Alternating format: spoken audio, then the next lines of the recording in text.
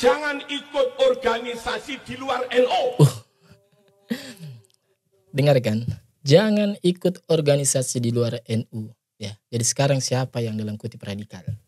Ini teman-teman kita di Salafi ini nggak mau ngambil apa-apa di negara ini dalam artian mau aset negara, nggak mau ngambil tambang juga, enggak. Ya, teman-teman kita ini di Salafi ini yang mendakwakan kebenaran, ya. Qala Allah, qala Rasul. Ini tidak menginginkan tambang, tidak menginginkan apa kekayaan Indonesia mau diraup, mau dikurus, enggak.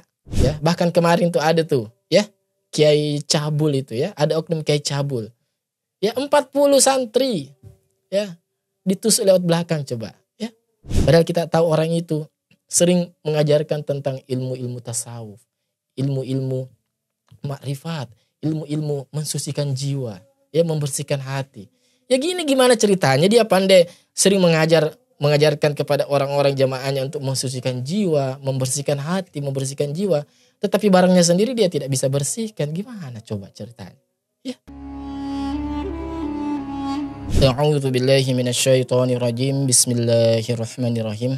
Teman-teman, ya, sepertinya oknum-oknum dari Kiai NU Aswaja ini tidak henti-hentinya membuat kita ini geleng-geleng kepala, ya, teman-teman. Ya. Kalau bukan fitnah, ya gedabrus, ya asal bunyi, ya. Ya itu yang mereka sering ucapkan, ya, oknum-oknum ini yang sering mereka lontarkan terhadap teman-teman kita yang entah itu di Salafi, ya, atau teman-teman kita yang mereka anggap nih, ya, mereka anggap ini dapat, ya, mengancam, ya, ibadah mereka, amaliyah ibadah mereka, tradisi mereka, teman-teman. Ya. Di sini saya akan memperlihatkan kepada Anda, ya, satu video, ya, sekali lagi satu video yang akan kita membuat ini tersadar sebenarnya siapa sih ini, ya, kaum, kelompok yang memecah belah umat itu, yang memecah belah di antara kita. Sebenarnya siapa sih, ya? Apakah memang selama ini benar yang dikatakan bahwa Wahabi, Salafi, Wahabi itu pemecah belah umat, ya, pemecah kerukunan beragama? Ataukah justru orang-orang oknum-oknum yang mengatakan hal ini justru yang mengatakan seperti itu adalah pemecah belah? Ya, mari kita simak videonya, teman-teman. Jangan ikut organisasi di luar NU. Dengarkan, jangan ikut organisasi di luar NU. Ya, jadi sekarang siapa yang dalam kutip radikal? Nah, siapa yang radikal sekarang? Ya, dengan keras, dengan tegas dia mengatakan jangan ikut organisasi di luar NU. Ya, Pak Kiai siapa nih? Dr. Kiai Haji Marzuki Mustamar, Ketua Tamfizia PWNU Jatim. Ya, jangan ikut organisasi di luar NU. Pertanyaan teman-teman, apakah kalian pernah mendapati hal seperti ini dari teman-teman di Salafi atau di Muhammadiyah, di Persis, atau di Wahdah? Ada nggak pernah seperti ini? Saya yakin enggak, teman-teman. Apalagi di Muhammadiyah, ya, Masya Allah. Muhammadiyah itu jempol, saya akui beliau, ya. Sangat dewasa para kiai-kiainya, asatisnya, Masya Allah. Betul-betul memberikan sebuah tauladan, ya. Memberikan contoh yang positif terhadap jamaahnya. Di Muhammadiyah, di Salafi. Ya. Jangan ikut organisasi di luar NU. Coba kita lanjut dulu. Meskipun ngaku ahlu sunnah wal jamaah. Meskipun ngaku ahlu sunnah wal jamaah. Jadi yang berhak mengaku ahlu sunnah wal jamaah itu kalian, ya. Saya bertanya ini, kalian, ya? Ya, Pak Kiai. Mengapa mereka nggak jujur? Nggak jujur katanya, teman-teman. Kemarin ada golongan ngaku ahlu sunnah wal jamaah. Mereka maulid juga. Enggak. Mereka rotib juga. Ya. Tapi benderanya bukan NU. Tapi benderanya bukan NU. Ngakunya ahlu sunnah wal jamaah. Ternyata perilakunya jauh dari ahlu sunnah wal jamaah. Dari pernyataan ini, teman-teman, kita dapat simpulkan, ya, bukan sebenarnya amalannya atau ahlu sunnah wal jamaahnya, ya, tetapi dia katakan tadi bukan benderanya NU. Jadi seakan-akan bagi Pak Kiai ini, ya, bagi Pak Kiai ini seakan-akan tolak ukur benarnya atau ahlu sunnah wal jamaahnya seseorang itu, ya, di barisan ahlu sunnah wal jamaahnya seseorang itu ketika ia benderanya NU. Ketika tidak benderanya NU, sekalipun dia melakukan amalan-amalan ahlu sunnah wal jamaah, ya tetap tidak NU, ya tetap tidak ahlu sunnah wal jamaah menurut Kiai ini. Jadi tolak ukurnya itu ya bendera. Ini gimana teman-teman? Sejak kapan bendera, lembaga, ormas menjadi barometer benarnya seseorang, ya, mulianya seseorang atau manhajnya seseorang? Gimana coba? Ya Allah. Padahal kita itu berlembaga, kita itu berorganisasi, kita itu berkelompok. Itu sebenarnya wasilah, bukan tujuan utama, tetapi wasilah, ya. Teman-teman di Muhammadiyah, teman-teman di Salafi, ya mereka berkelompok, ya. Atau siapa? Misal di Persis, di Muhammadiyah, mereka berkelompok. Itu bukan tujuan mereka itu, bukan tujuan utama mereka itu. Tujuan mereka utama mereka itu apa? Ridha Allah, masuk surga, surganya Allah. Nah, cuman segala sesuatu itu kan perlu namanya di manajemen, perlu namanya diatur. Makanya penting untuk menciptakan sebuah ormas ya kayak Muhammadiyah. Itu sebenarnya untuk mengatur. Itu wasilah, itu perahu sebenarnya, perahu. Nah, ketika perahu ini misal sudah memang tidak memberikan kebaikan bagi akhirat kita, sekalipun itu hancur ya hancur, nggak apa-apa bagi pemikiran kita. Lah ini Pak Kiai ini jadi seakan-akan ormas itu menjadi tujuan utama mereka dan menjadikan bendera yang dianggap Pak Kiai ini itu sebagai tolak ukur benaran seseorang itu. La haula wala quwata illa billah. Coba kita lanjut. Mereka mengajakkan aksi. Mereka mengajakkan aksi. Ternyata penceramahnya Wahabi. Ternyata penceramahnya Wahabi.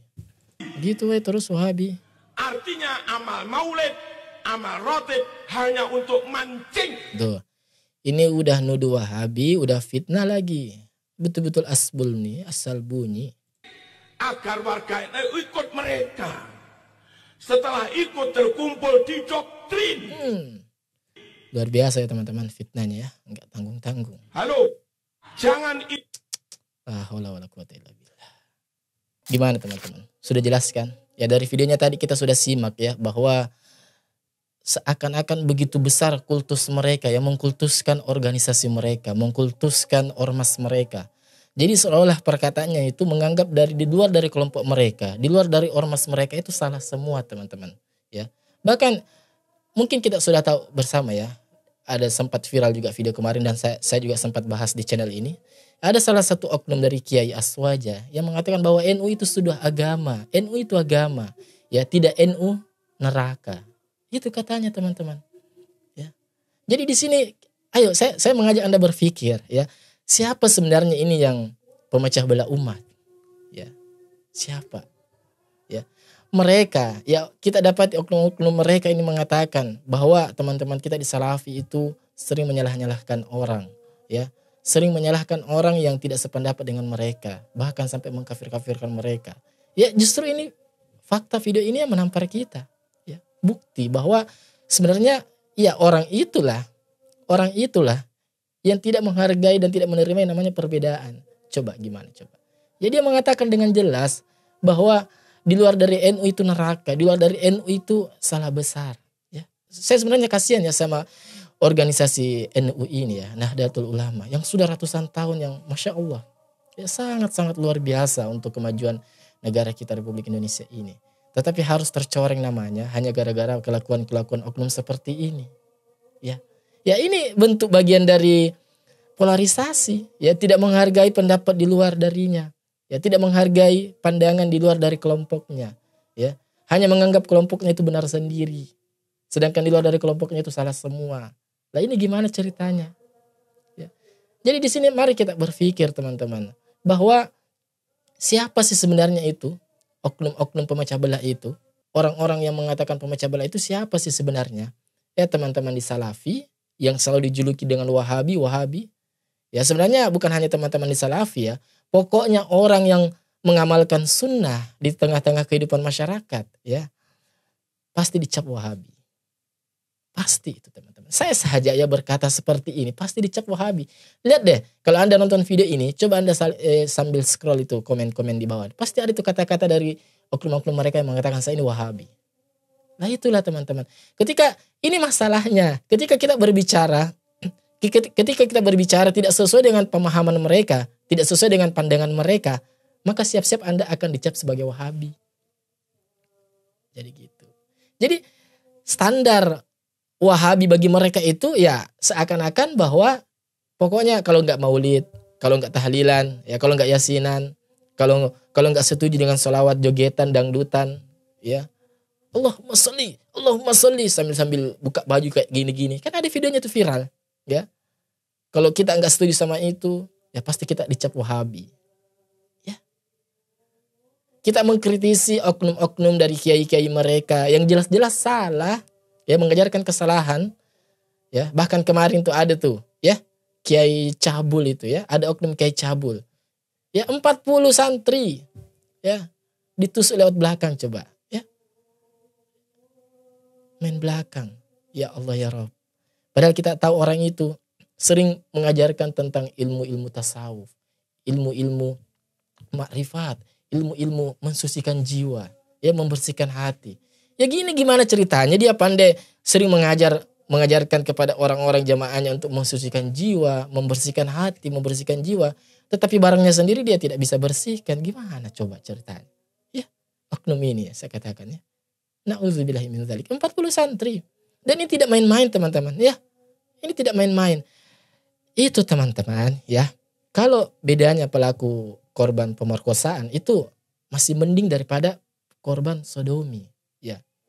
Jangan salah paham ya, tanda kutip, masih mending. Kenapa?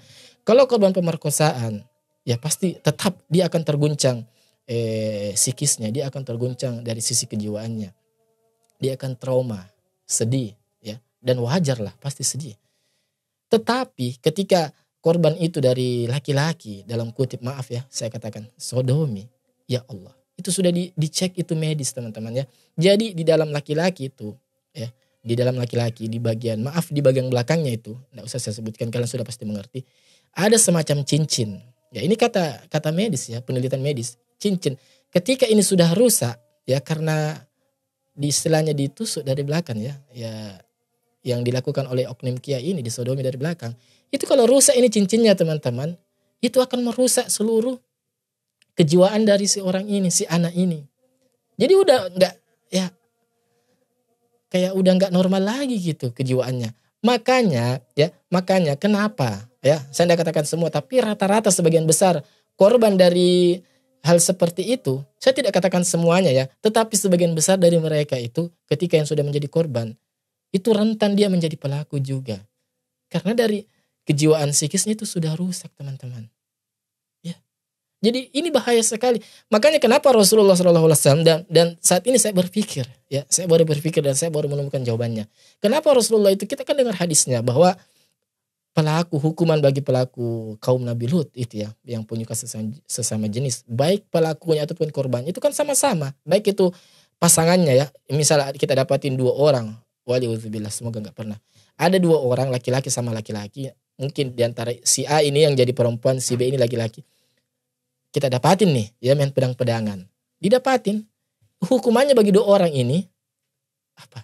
Bukan cuma pelakunya teman-teman, tapi dua-duanya dilemparkan dari gedung yang paling tinggi di kota itu. Ya misal di Indonesia, taruhlah di Monas, ya tempat yang paling tinggi. Itu dilempar tuh dari atas Monas ke bawah.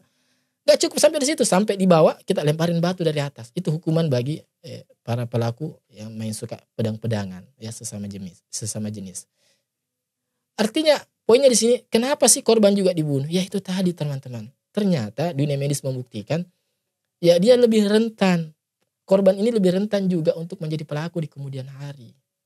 Dan ini tidak main-main. Makanya saya katakan, saya pribadi ya muak dengan oknum-oknum seperti ini ya. Ya oknum-oknum Kiai Aswaja lah, oknum-oknum anggota-anggota mereka lah, ya santri-santri mereka. Yang dengan gampangnya mengatakan Salafi Wahabi itu pemecah belah umat. Salafi Wahabi itu ajarannya hanya menyebar kebencian. Ya. Tetapi justru fakta di lapangan, pertama, ya kemarin pelaku, coba siapa pelaku pencabulan 40 santri? Ya dari oknum kalangan mereka. Jadi di sini saya mau katakan, saya mau ajak kalian ini berpikir teman-teman. Siapa sebenarnya pemecah belah umat? Ya, Salafi Wahabi kah?